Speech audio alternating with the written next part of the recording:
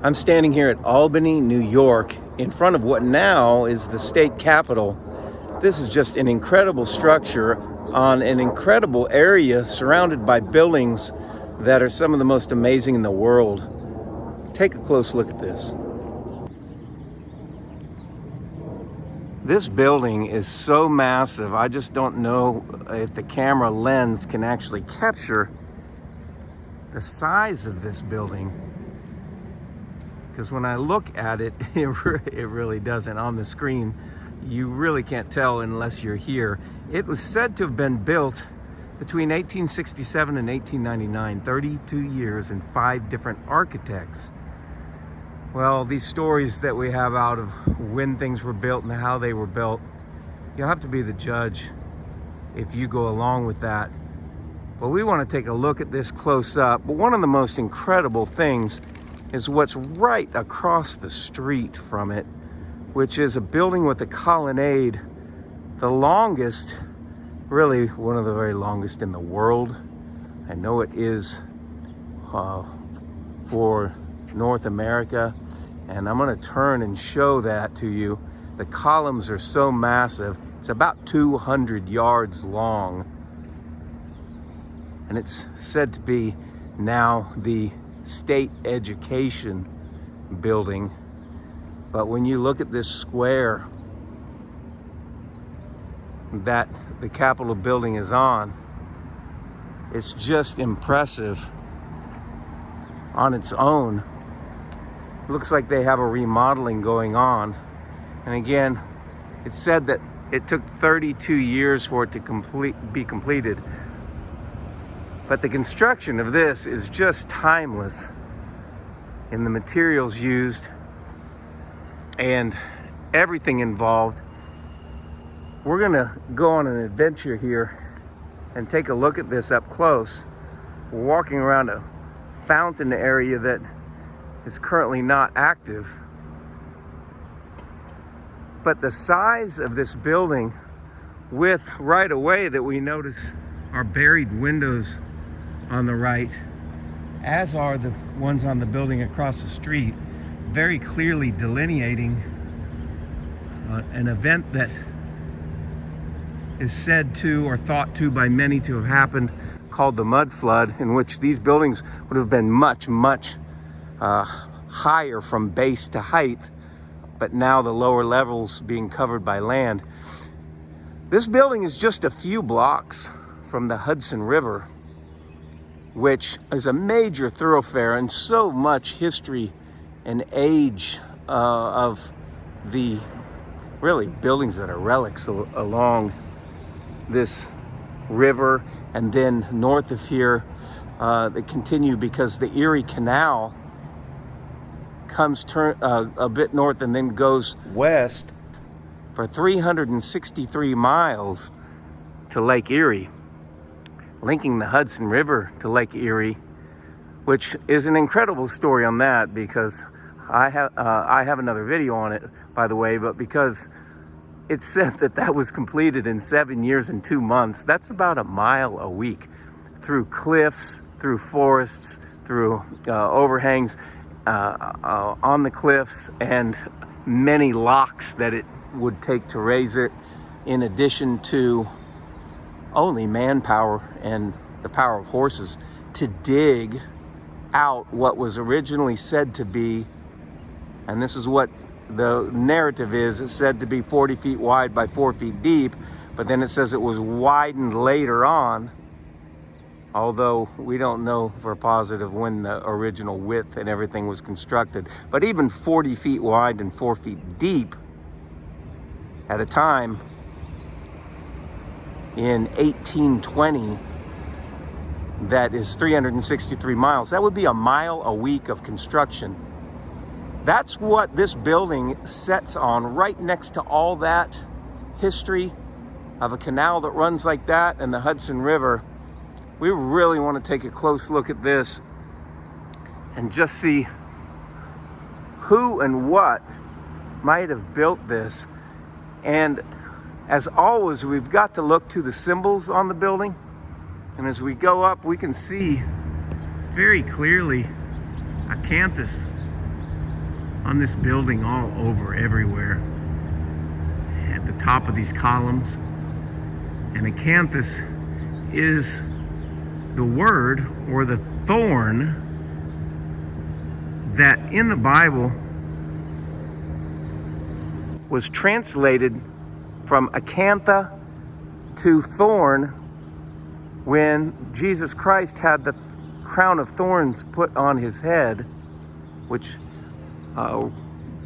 really represented the curse in Genesis handed to Adam because of his disobedience. And that curse was that the land would be cursed and would bring forth thorns, and Jesus Christ took that upon himself.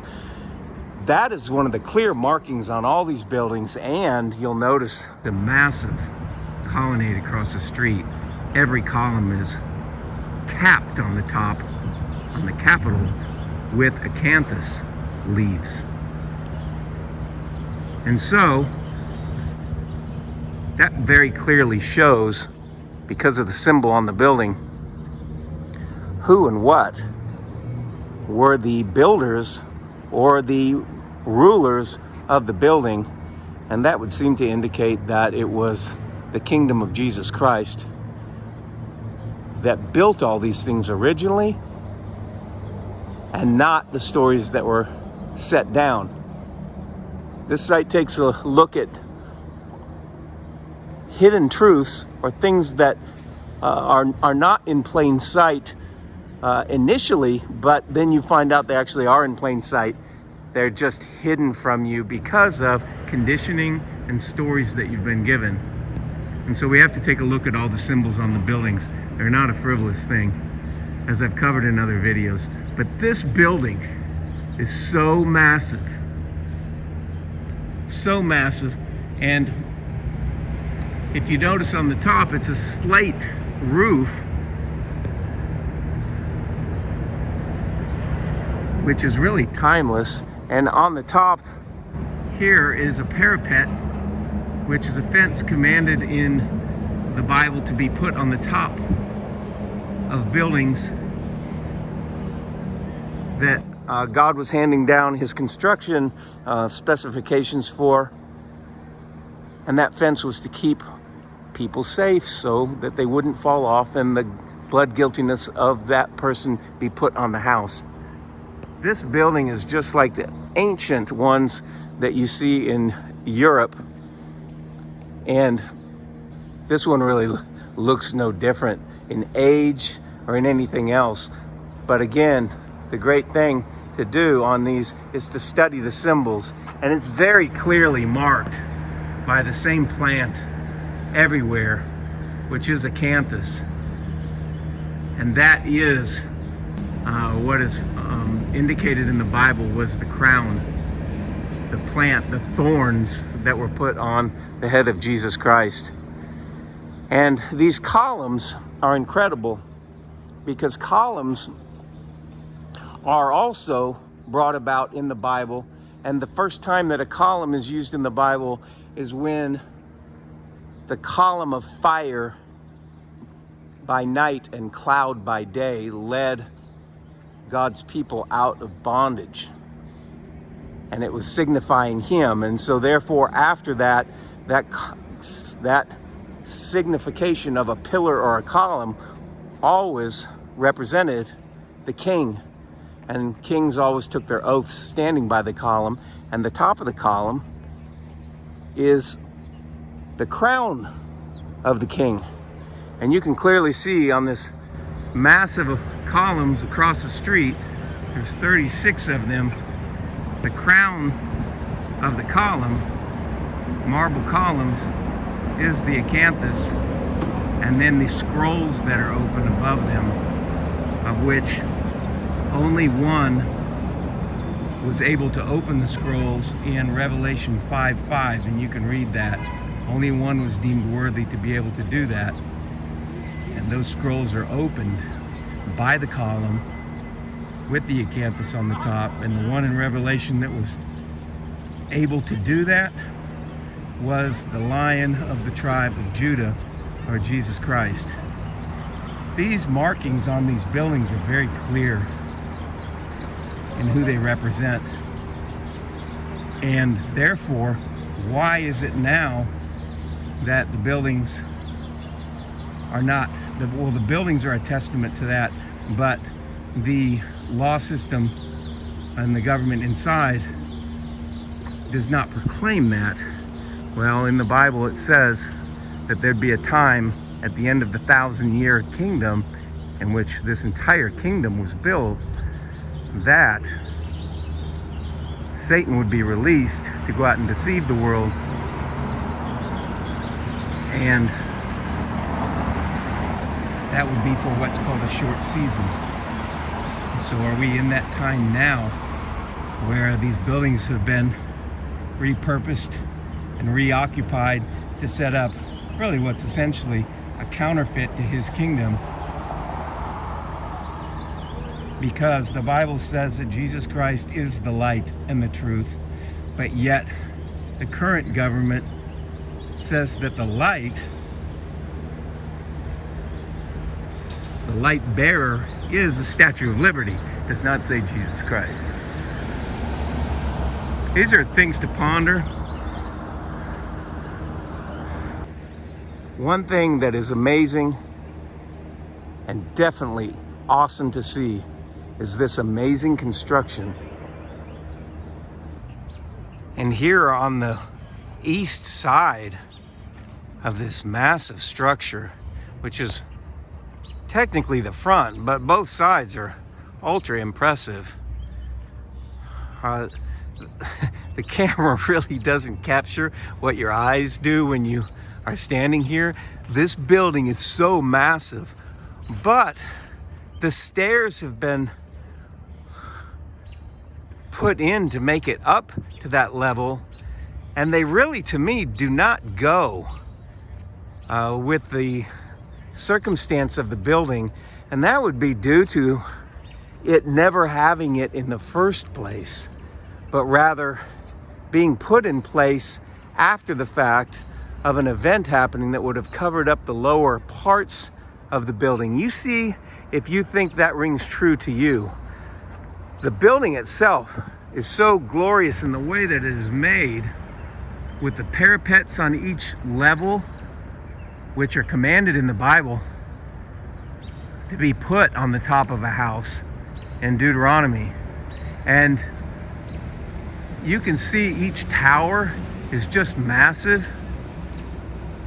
Everything is perfectly done on this side, as it is all the way around the building. But then the stairs just unfold into what seems to just spill out concrete from the front doors that seems to really take away a lot of the grandeur of the building and just stick concrete in your face. Now, I'm going to go around to the side, and you can see something that I saw from a distance.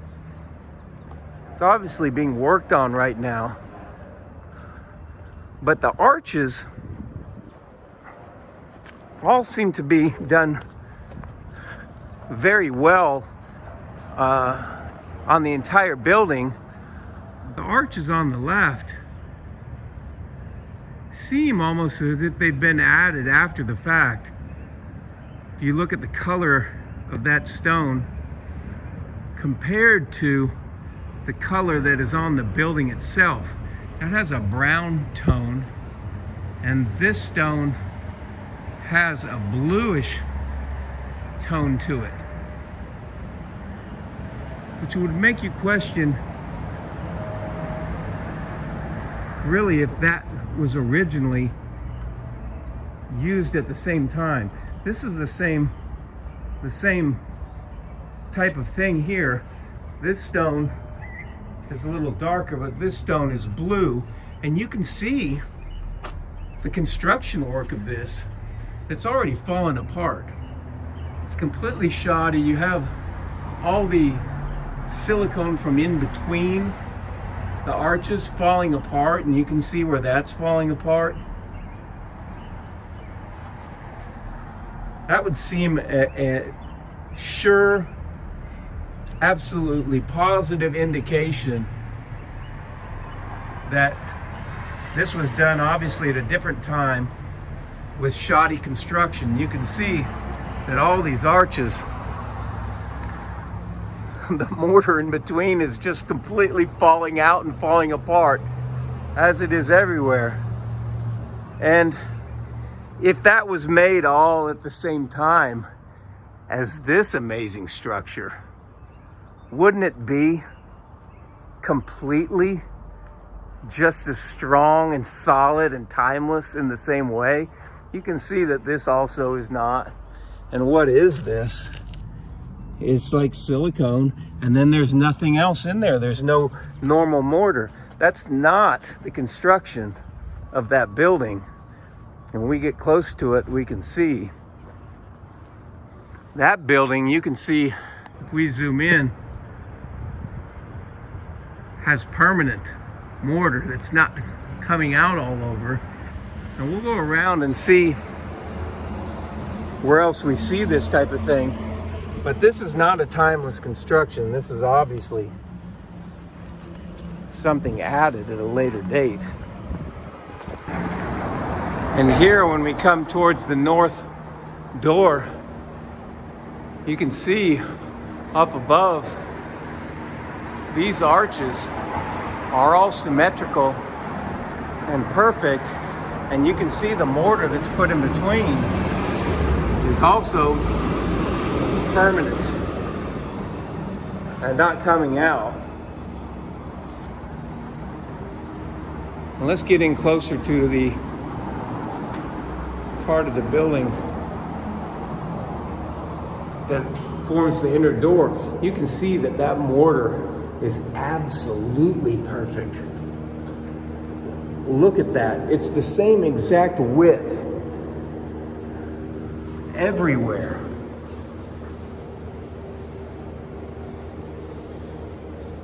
You can see there are no imperfections in that construction. That's right at the entrance on the north. There's no mortar falling out of this whatsoever. But yet, the mortar underneath the stairway, which would have been added in the case of a mud flood scenario, if the lower levels are covered up, that stairway would have had to been added at a later date. And it's pretty obvious that the construction of that stairway and the construction of the mortar I just showed you are not done by the same people, same architects, same craftsmen whatsoever. This mortar's perfect. And as we enter from the east side, you can see how grand this section is. Just amazing. As we enter, you can see the size of the columns. Looks to be 16 columns supporting this massive stone ceiling. The ceiling itself is stone. The arches are stone. Everything's made stone. And that is old world construction. When you see anything else on a roof that isn't as timeless as the rest of it, it's probably been removed and refashioned to be temporary, because old world construction is a fortress. These stairs are granite. Everything in here is perfectly done, symmetrically done. Each column has to be the exact same height, and they all have to be put in place before the ceiling is put down, and then the arch has to be built on top of the columns. And the arches have to be built perfectly and put into place so that they support the entire weight of everything above them. You can see marble floors here, marble columns.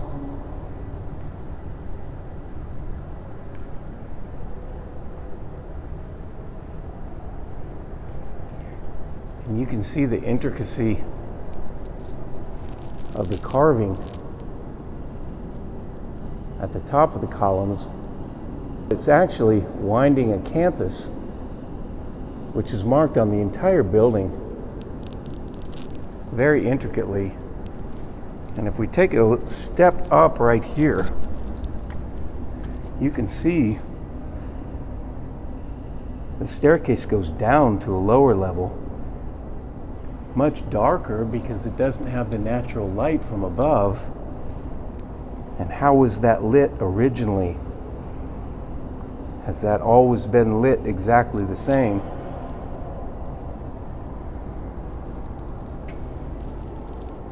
And you can see across the staircase and up and through, just a fortress of stone construction. And here on the east side, in the center part of the building, but below the main entrance, we see this stairway that is really a four-way stairway, because once we come to the top of this platform,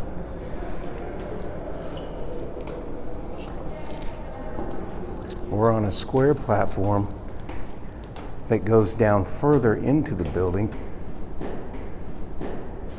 And to the right, we go up another level.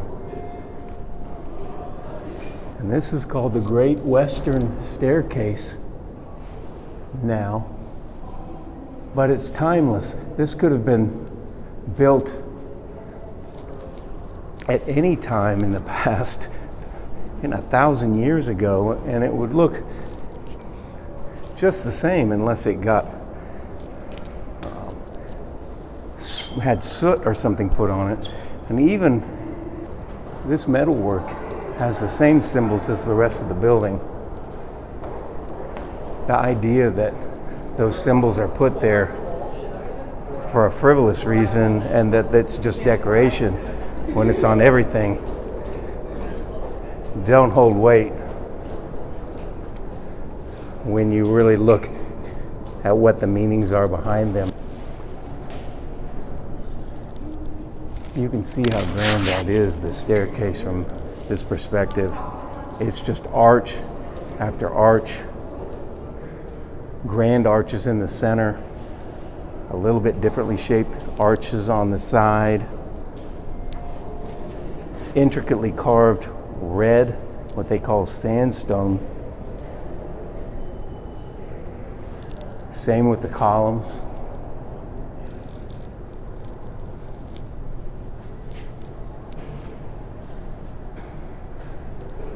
And they have known figures carved into the wall.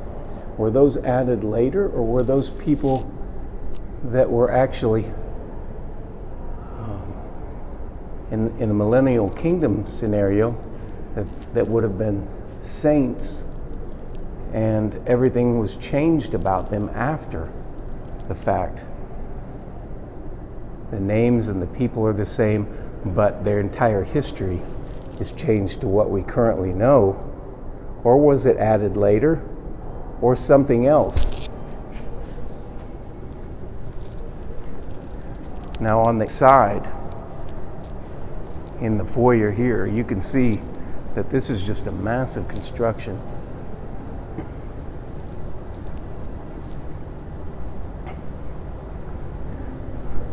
Of perfectly made columns.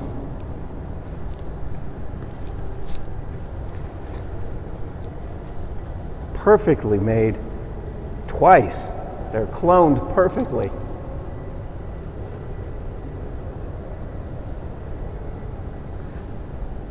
And these have palm leaves at the top.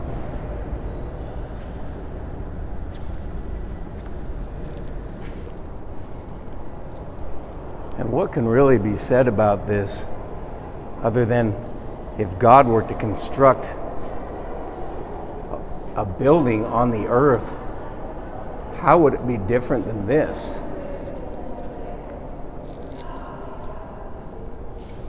The degree of difficulty and seeming impossibility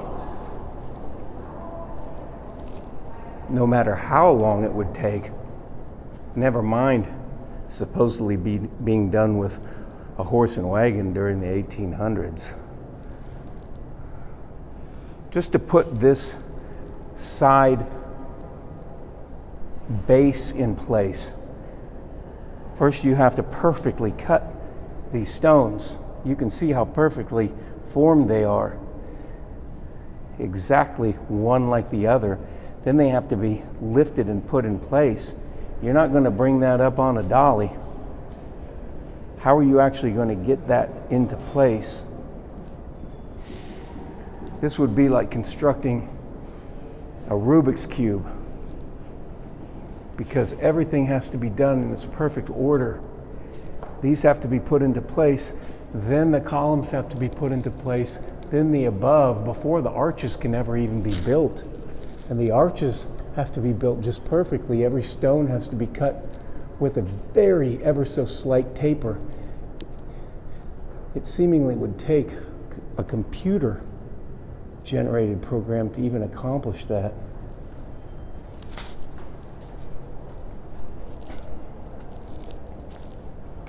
And you can see every single stone baluster, because this is all one piece, except for the part right there lower where you can see the mortar, but above, all one piece, and the weight of that would just be incredible. And here you can see close up on the arch what I'm speaking of, when the mortar on the outer edges does not get wider, showing that the stone itself is cut perfectly.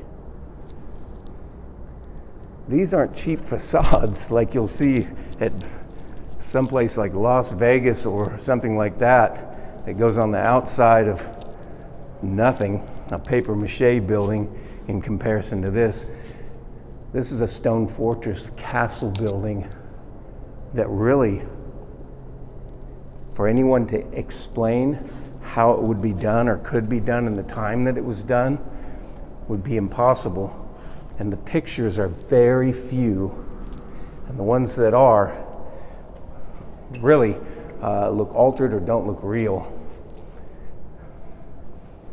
Because when you look at this with common sense, which not many people are able to do today, and you look at this, there seems no way that that could be done with what we're told is available in the 1800s, when everything you're seeing in that picture is solid rock.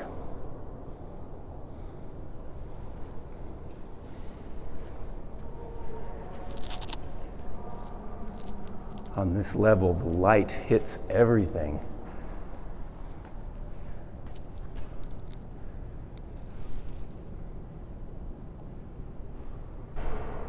And you can see every one of these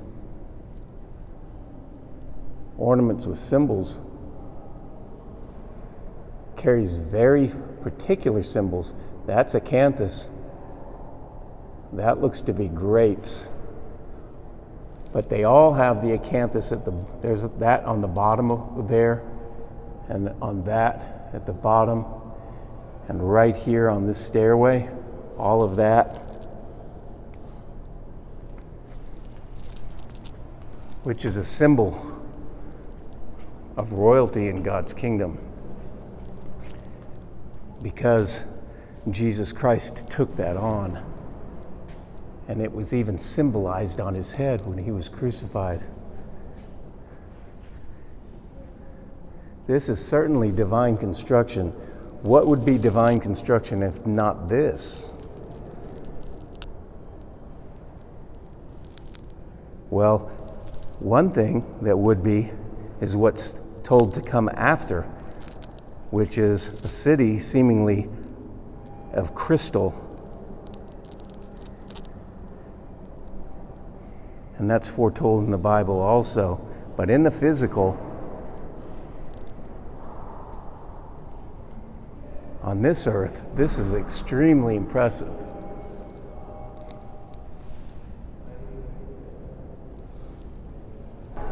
And entering this hallway that moves toward the east, or what is now called the Senate staircase, is this elevator that is completely bronze.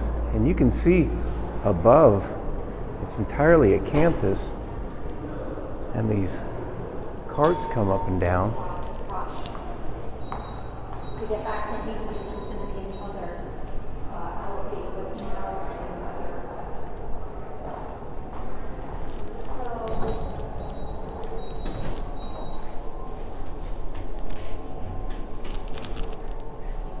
And you can see inside this entirely metal structure. second floor. And obviously very old or original, not modernized and updated. As we come to the 4th floor,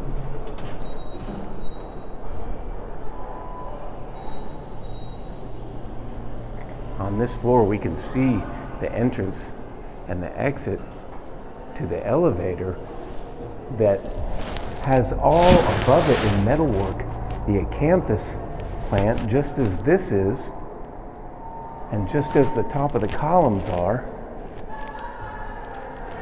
Completely metalwork on this elevator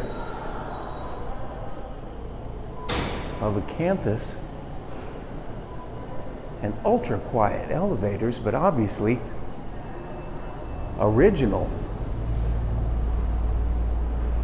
And you can see on this 4th floor,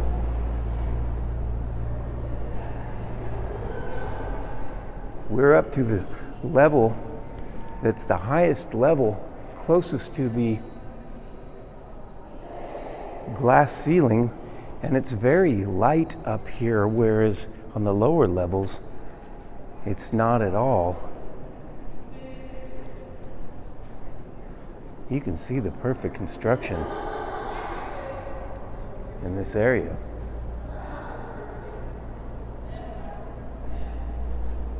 Perfect column construction, marble on the floors.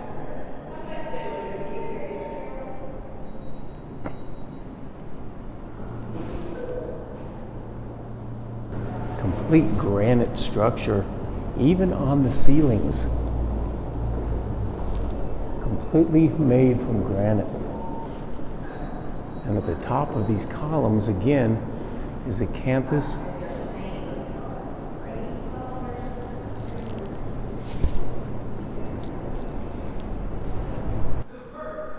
And this hallway is the Senate hallway, right outside the Senate chamber.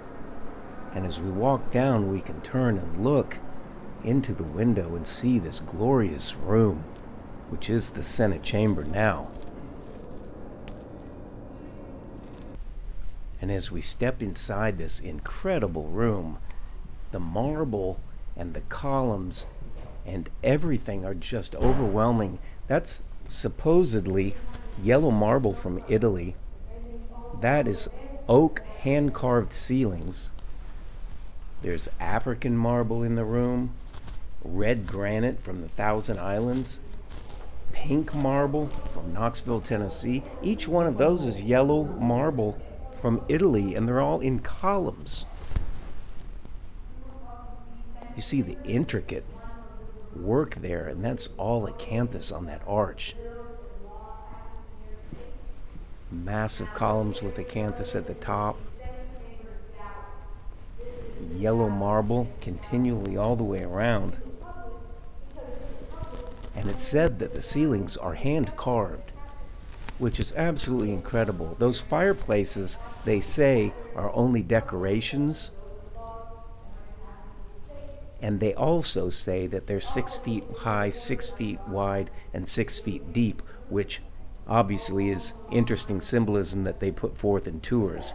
Whether or not that's a fact is another matter, and also the notion that they would build those only for decorations, when in actuality they would radiate heat. And take a close look at those columns holding up that fence with the marble on top of it. That's gold leaf 23 karat wallpaper up above, Spanish leather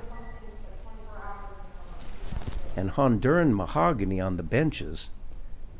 And look closely at that ceiling, the craft work. It's just incredible, the notion that that could be done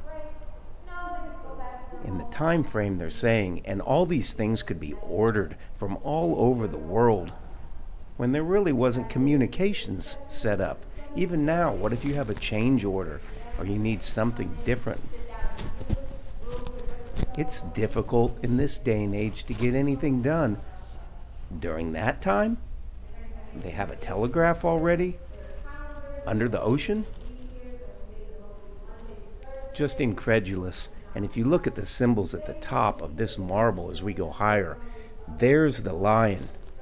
The lion is a symbol for Jesus Christ, the Lion of the tribe of Judah, at the highest point in these rooms. So you have the acanthus and you have the lion prominently displayed at the apex of a room that is absolutely incredible and reflected in every way with the symbols that pertain to Jesus Christ and his kingdom. How could it be anything different than that? And when you look at just one of these columns, the massive amount of weight, and supposing that they were hand carved, the ceilings, how long would that take? Look closely at that. That's not there for no reason. That shows the dominion and the ruleship over the government of this construction. These symbols are completely avoided in the tours,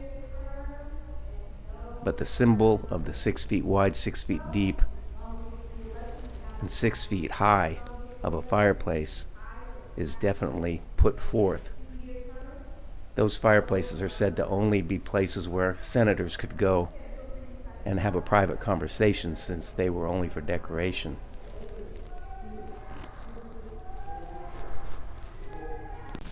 And when you look at the grandeur of this room and the obvious symbols in every way, it's really quite shocking that anything could ever have been built like that.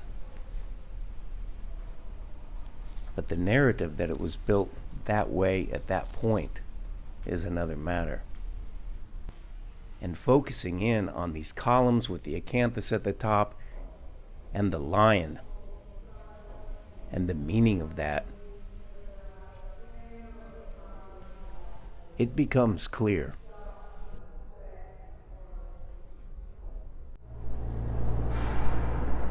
And this grand staircase looking down,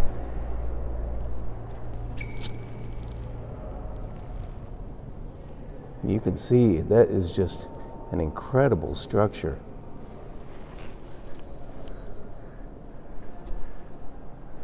It's so high you really don't even want to reach over the edge.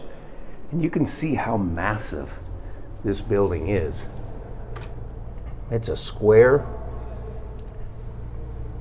courtyard in the middle that now has a building there lined with copper on the roof, but the structure of this building looks to be slate roof with terracotta on the edges. And you can see at the top, even from here, there's a parapet put there.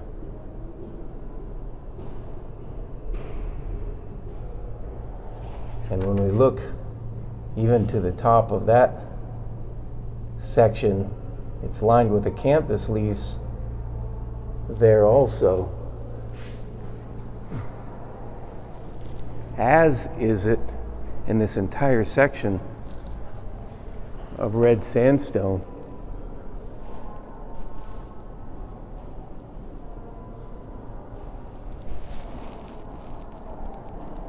And just these columns are so massive. And many of them are granite, many of them are marble. These are granite. It said that the granite came from New York State, but it's perfectly cut with no marks on it whatsoever. And you can see that the mortar in between is not inconsistent at all. And with the massive weight of this pure rock of a building, it doesn't look to be as though it has settled even a quarter inch. There's no cracks or anything anywhere. Now these stairs are completely granite.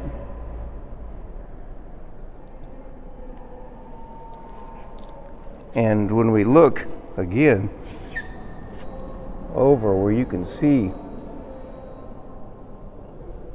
how massive it is, that wheel right there, really from where I'm standing, the proportions look like that. So the lens makes everything look smaller than it is, but when you realize the scale that the building is actually on, 6 feet is right about there. And so let's back up and take a look at that.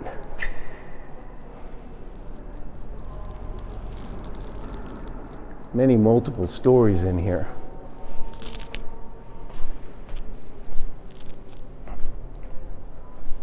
Just a grand room of red sandstone.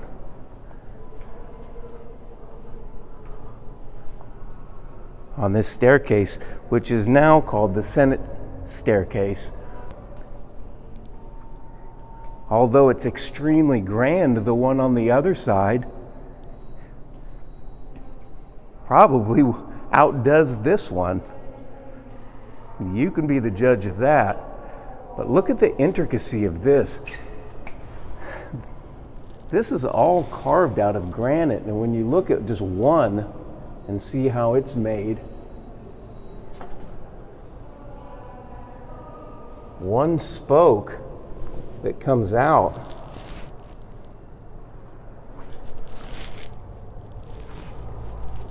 sits right on top of this carved piece and goes right into the center wheel.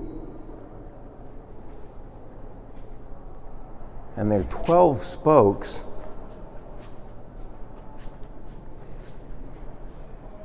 And that's just for that section.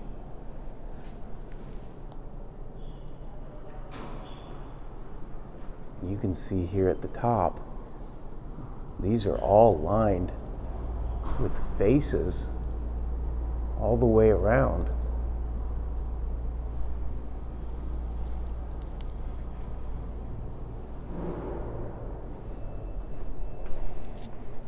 And whereas many of these columns are granite, other ones are polished, what look to be marble or granite. Perfectly done. And as we've talked about, the weight of those type of columns are so massive that there could be absolutely no shifting whatsoever.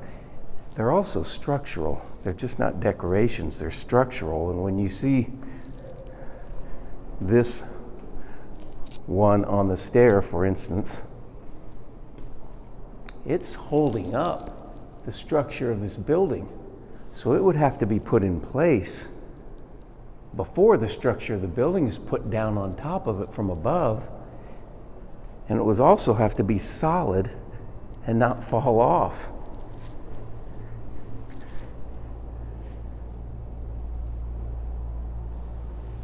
They don't do that now. They don't build like this now, nor in my estimation could they. You first have to have a column made like this, perfectly done, perfectly polished, then you'd have to be able to put that into place with only animal power. Get this in place, and that's probably at least 40 or 50,000 pounds of just that column, and just guessing, but a 1 meter by 1 meter cube of this stone weighs about 5,000 to 6,000 pounds, and that is about 10 feet high on that one.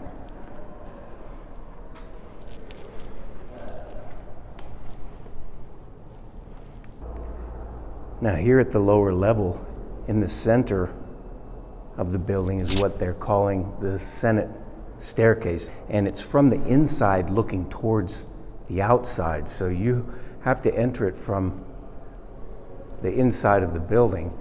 And you see the only thing to light down here are these hanging lights, which it's probably said that they were gas when it was built, but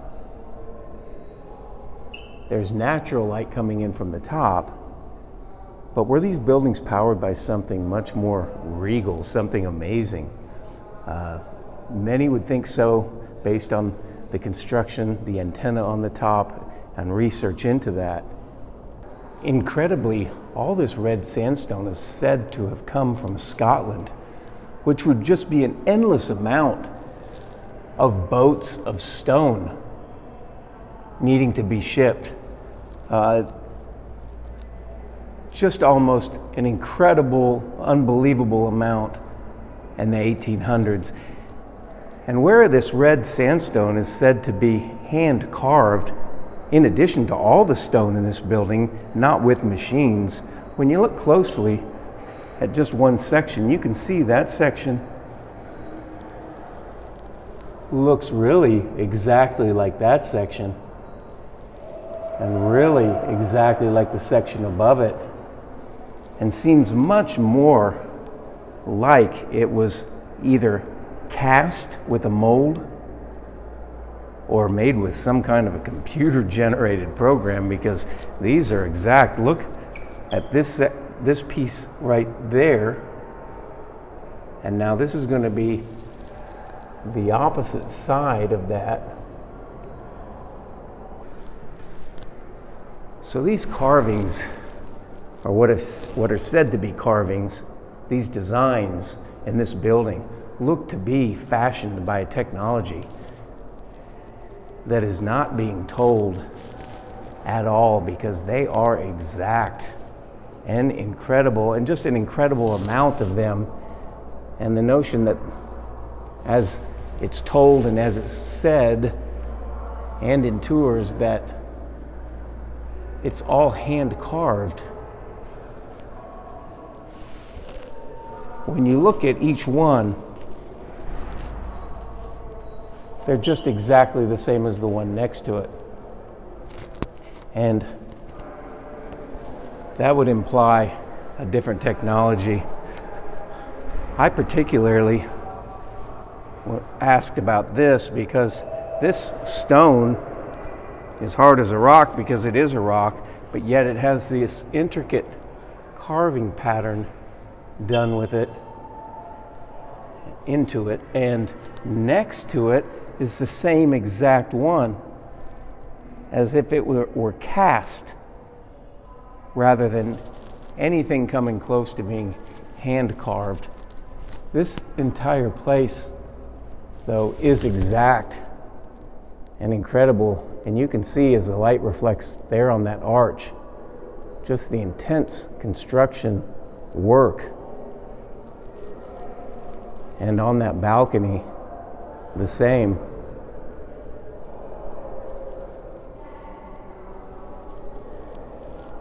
That this really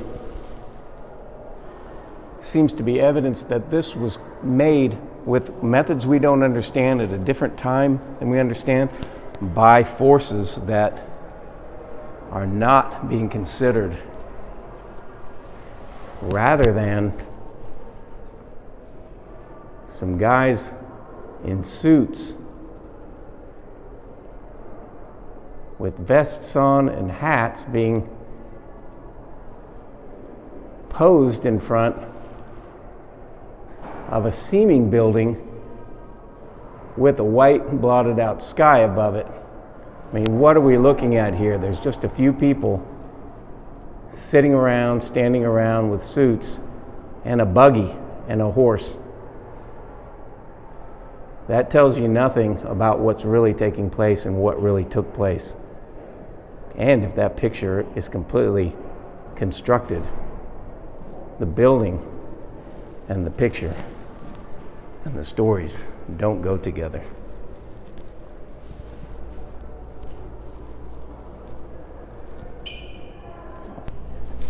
And when you start up the staircase, you can see that even these massive stones are carved perfectly. And we start up the staircase, there's not going to be a castle or anything of any sort that's going to be any more grand than this anywhere in the world. But this was supposedly made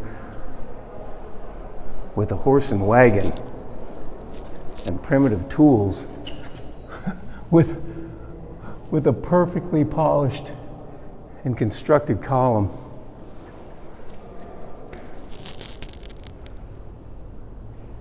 No, this looks to be something divinely inspired and divinely constructed, and it's marked that way.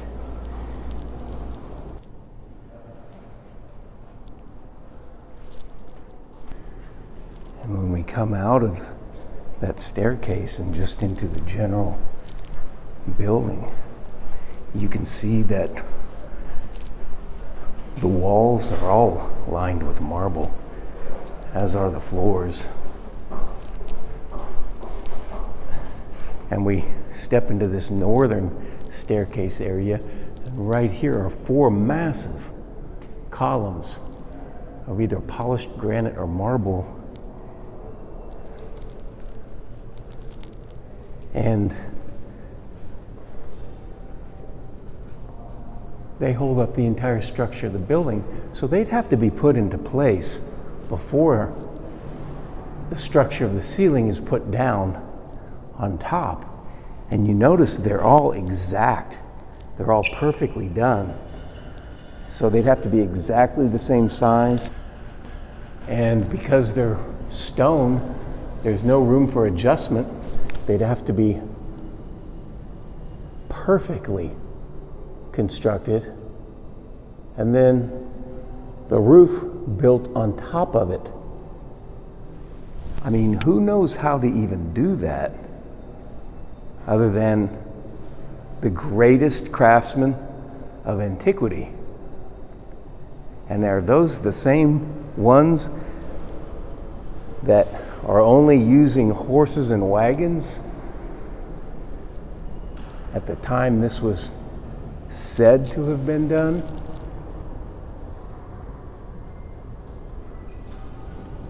Or is it exactly what it looks like? Which is a structure from a glorious kingdom far removed from the group they say built it, and marked by symbols of the dominion of that kingdom. And right adjacent to this staircase is what's called the assembly chamber. And you'll see at the top of the columns are acanthus and this amazing woodwork. These carvings are all acanthus also. And really just a glorious room. The marble columns, just huge. And at the top, close up, you can see acanthus. And as we step into this glorious room, you can see all the woodwork on the ceilings, massive marble columns, amazing chandeliers, the arches, and just these huge marble columns all needing to be put in place before anything above is built is really incredible.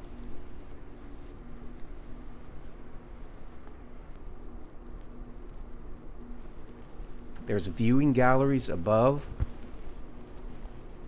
and just an incredible, glorious room.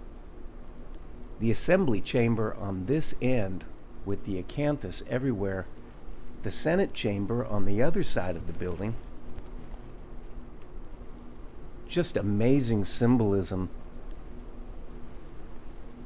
And a room that just doesn't seem like it could ever have been built by immigrants with horse and wagon. An incredible, glorious room. But what really are we looking at here? And as we come out into the hallway, we can see toward the window lampstands that have the same acanthus symbol in metalwork, all lining the room. And of course electric now, but were they gas, candle, or even something more amazing before? Looking outside, we see a view of the plaza and the Hudson River Valley, which we will see much clearer from higher up, and the incredible colonnade across the street. And through these amazing arches, we will be back to the assembly staircase. This building is marked by acanthus on all the columns signifying the king, the acanthus signifying the same plant that was put on the head of Jesus Christ at his crucifixion. When you go to a concordance, which is a document that shows what the translation was into thorn from Greek, the Greek word is akanthinos, or acantha, which is the plant that is on top of these columns, which shows that that plant of thorns is what Jesus Christ took on, because that was the curse put on in Genesis on Adam when the soil would only put forth thorns. And so Christ took that on. Is that who built this building? Certainly would seem so, as he said that he would return shortly and set up a kingdom for 1,000 years on this earth. And that has all been twisted and changed so that all of Christianity waits for his return. Seemingly, he did return as exactly as he said he would and built these glorious buildings, and now they've been taken over at the end of the 1,000-year period by exactly what the Bible says would happen. Satan would be released from his prison, and he would go out to deceive the nations of the earth for a short time. These buildings look nothing like anything that could be built by a primitive people using horse and wagons in the 1800s. They definitely look like the castles and the buildings in Europe that go back 1,000 years. But the stories of those are the same, because somebody had to build those, and it would either, in our mind, be 5,000 people working under a king, or it would be divinely inspired, if not divinely constructed. Even at that time. And what time was it really? Well, if the Bible is true, there's a 1,000-year period called the Millennium Kingdom when Christ will reign on earth with his saints. And that's either happened or it's going to happen. If it's already happened, this would be the result of that. If it hasn't happened, explain this.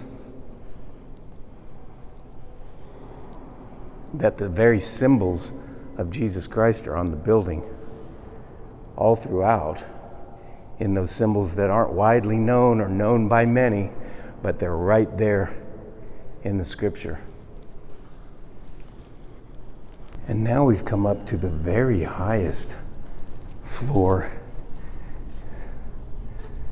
that it has a window that you can look out and across on the other side of the building. You can see that apex is also bordered by acanthus all around. The roofs are slate and terracotta, and you can see they have an antenna-like structure on the top that actually has a pinpoint at the very top that you can just barely see. And it's thought by many, you can maybe see it on this one better, above the ball. And it's thought by many that originally those were technology used to harvest energy from the ether and actually power these buildings. You'll notice that these buildings are very dark in the lower levels unless natural light makes it in. And also didn't have really heating systems. They had what people have thought to be fireplaces, but you'll find these so-called fireplaces are very, very small and have no markings of wood burning. In most of them around the world, they're much smaller than a wood-burning fireplace would be, but they radiate heat as if from a technology that wasn't available or isn't available now, but was at the time.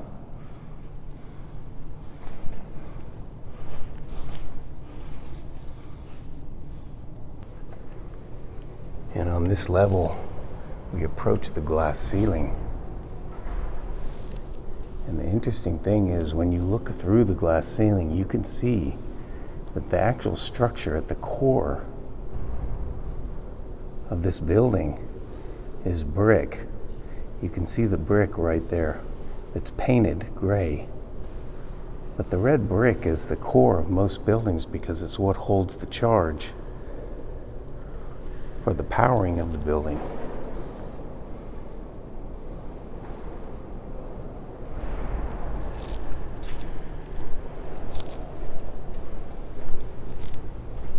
And of course, you'll find that the coloring and those type of things that are in these buildings have been redone, but the structure is the same.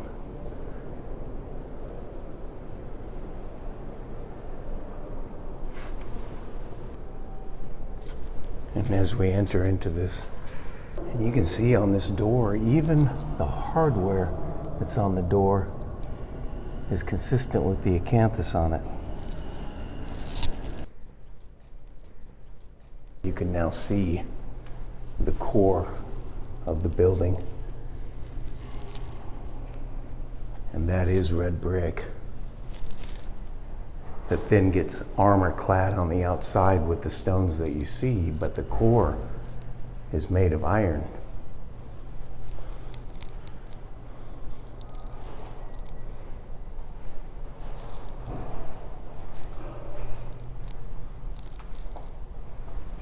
And here's the remnants of an iron beam.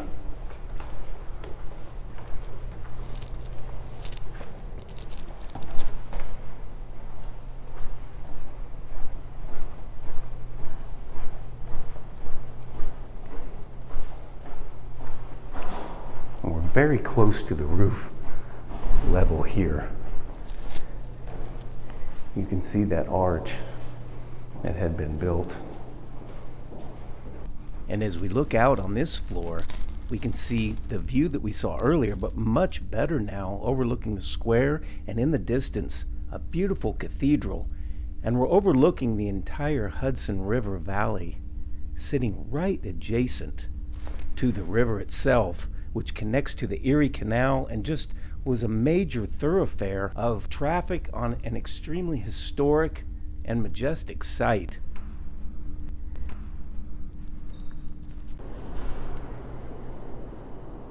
And from the lower level, you can see just how high and massive this staircase is.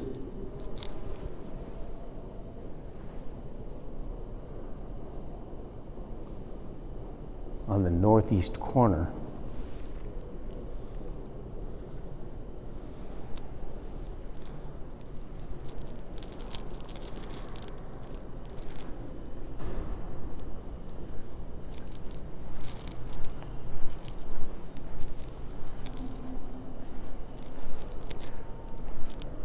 And notice the mortar in between these stones is perfectly consistent.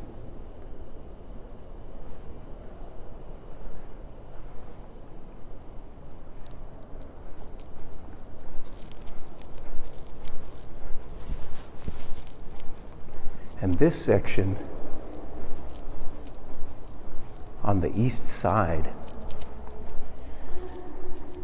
is actually under the stairs and not at the top of the stairs.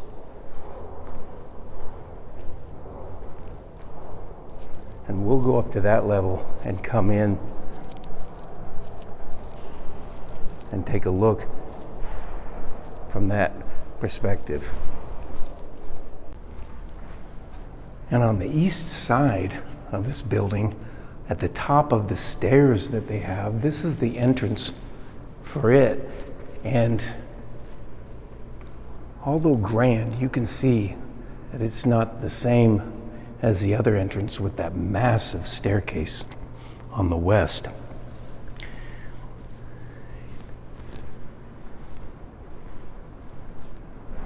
This has the same 16 columns and dual columns that hold up the entire structure of the roof. And as we walk toward the center and turn toward the right, you can see just a massive door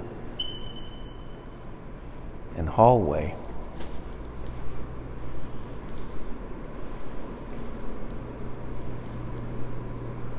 And walking toward the interior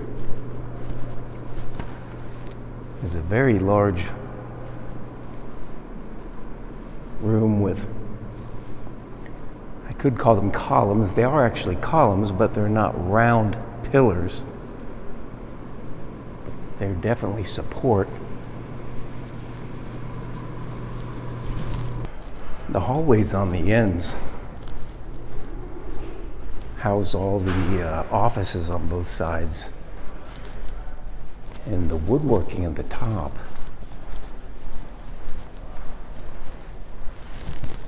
seems to be all imitated perfectly from one to the other. And acanthus just the same as the rest of the building.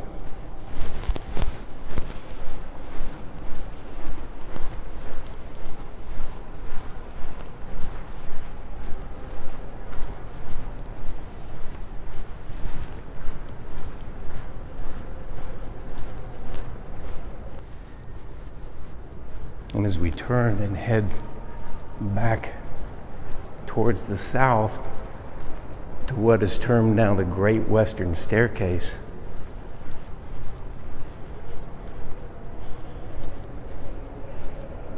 it's said that all of this red, what is called sandstone, seems as hard as granite, actually came from Scotland. And it's just a tremendous amount. It would be boatloads and boatloads and boatloads and boatloads in the 1800s. And the tour guide here actually said that everything in here was carved by hand, not machines. which when you inspect closely, it doesn't seem like that's the case, because every piece will look exactly like the piece next to it on many of them. And the ability to do that by hand without forming it, casting it, or having some kind of machine be able to do the carvings in this entire building seem impossible, especially in the 1800s after shipping it all the way from Scotland, and when nobody has the ability to do anything like it today whatsoever.